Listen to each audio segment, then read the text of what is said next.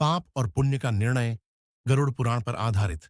मृत्यु एक ऐसा सत्य जिससे कोई बच नहीं सकता। जब शरीर यहीं रह जाता है और आत्मा अपने कर्मों के साथ आगे की यात्रा पर निकलती है, उस समय न पैसा साथ जाता है, न परिवार, न नाम साथ जाता है, तो बस पाप और पुण्य। हल्की ठहराव के साथ एक नगर में धर्मदत्त नाम का एक व्यक्ति रहता था। दिखने में वह बहुत धार्मिक था। मंदिर जाना, दान देना, लोगों के सामने अच्छाई दिखाना, लेकिन उसके मन में स्वार्थ था, अहंकार था और छल था।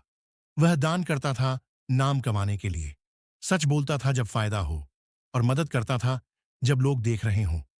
आवाज थोड़ी गंभीर। समय बीता और एक दिन धर्मदत्त की मृत्यु हो गई। यमदूत आए और उसकी आत्मा को यमलोक की ओर ले चले।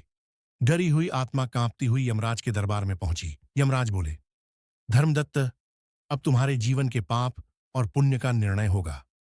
चित्रगुप्त ने कर्मों का ग्रंथ खोला। चित्रगुप्त बोले, हे यमराज, इसने दान किया लेकिन दिखावे के लिए, इसने पूजा की लेकिन बिना श्रद्धा के, गरीबों की मदद की लेकिन दिल से नहीं, और कई बार इसने दूसरों की मजबूरी का फायदा भी उठाया। धर्मदत्त बोला, महाराज, मैंने तो धर्म किया, दान दिया, मंदिर गया।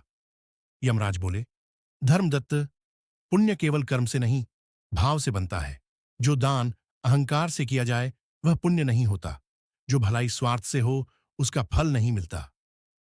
थोड़ा ठहराव। यमराज ने कहा, तुम्हारे जीवन में पाप भी हैं और पुण्य भी, इसलिए तुम्हें दोनों का फल भोगना होगा। धर्मदत्त की आंखों से आंसू बहने लगे।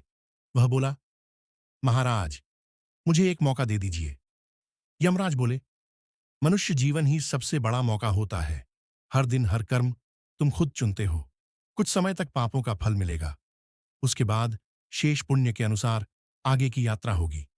यमदूत धर्मदत्त को ले गए और यमराज ने कहा, हे गरुड़, यह कथा मनुष्यों तक पहुंचाओ ताकि वे समझें दिखावे का पुण्य काम नहीं आता। सच्ची भावना ही मुक्ति का मार्ग है और हर कर्म का हिसाब निश्चित है।